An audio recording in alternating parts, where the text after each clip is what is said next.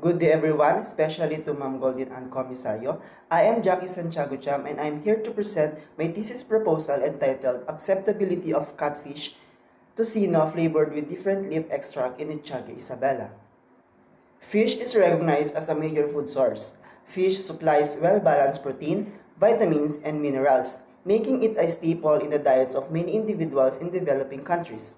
Fish holds significant importance as a vital source of animal protein globally, valued for its affordability in markets and its nutrient-rich profile. Catfish is the one of the major freshwater aquaculture species in the world. It has an annual production of about 370,000 tons and contributes 17.5% to the overall production of freshwater fish culture. Fish processing and preservation technologies have significantly progressed, driven by the urgent need to enhance fish products' quality, safety, and durability. Fish, being highly perishable, experiences rapidly quality deterioration post-capture. The application of processing and preservation techniques serves to arrest this deterioration process, enabling the storage and transportation of fish over longer distances. Next is the objective of the study. This study generally aims to determine the acceptability of catfish tocino flavored with different leaf extract in Echagua Isabela. Specifically, this study aims to determine the effectiveness of locally available herbs in removing off odor and enhancing the flavor of catfish tocino. This is the calamansi leaf and the lemongrass. Examine the proximate and nutritional composition of herbal extracts on catfish tocino. And lastly, to evaluate the acceptability of catfish tocino flavored with different extract leaves in Echagua Isabela. Next is the statement of the problem. The study aims to address the need for natural off-odor removers and flavor enhancers in fish products, specifically focusing on catfish because of its fishy smell. The lack of research on utilizing locally available herbal extracts for improving the sensory properties of fish products create a knowledge gap. Understanding consumer preferences and acceptance level towards flavored fish, especially if new to their taste, is crucial for product development and market success. Additionally, the importance of promoting sustainable and eco-friendly practices in food processing to meet consumer demands for healthier and more natural food options is a key concern. Therefore, assessing the effectiveness of herbal extracts in enhancing the flavor and aroma of catfish tocino while removing off odors is essential to fill this research gap and address the demand for innovative and sustainable fish products. Significance of the study. This study examines the acceptability of catfish tocino treated with herbal extract in Echagua Isabela. It provides insight to consumer preferences for flavored fish products. Using locally available herbs as natural additives not only reduces the fish smell but also enhances the flavor of the fish. This promotes sustainable and eco-friendly practices in food processing. The study encouraged healthier food choices by making fish products more appealing and flavorful. Overall, this research contributes to advancement in food processing and creates economic opportunities by developing value-added fish products that can potentially benefit local fisheries and markets. Scope and limitation of the study.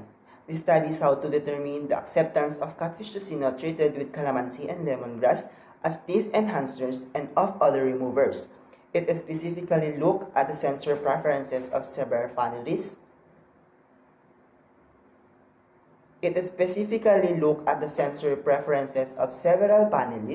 Including students, teachers, staffs, cooks, vendors, to see if the treatment improves scent, taste, and texture. The research aimed to provide insights into utilizing locally available herbs to enhance the flavor and overall acceptability of catfish tocino, potentially contributing to increased fish consumption. However, place and duration of the study. Catfish siluri forms samples will be collected from a local commercial fish seller in San Fabian, Echagua Isabela, and processed at Isabela State University's Echagua Campus Fish Processing Laboratory. The investigation is intended to run in 2 months, Taste testing will also be undertaken at the same laboratory during this time. Next is the material and methods. For the preparation of raw materials, future catfish samples will be sourced from a trustworthy commercial fish vendor in San Fabian and Tiaga, Isabela. Calamansi leaves and lemongrass will be taken from San Juan Alicia Isabela and San Fabian and Tiaga, Isabela. The obtained fish and harvested leaves will be then immediately transferred to the processing laboratory at Isabela State University main campus, where preliminary pre-treatment process will be carried out. Cleaning catfish fillets may seem like a daunting task, but with the right techniques, it can be quite simple. To properly clean a catfish, it is essential to gather the necessary tools before beginning the process. This includes a cutting board, a sharp fillet knife, a pair of pliers of fish or fish skinners, and a clean sink. The first step is to remove any excess slime from the catfish fillet by rinsing them under cold running water. Next, start with the head by making a diagonal cut just behind it to remove it. Then carefully remove the pectoral fins near the head using the fillet knife. After that, make a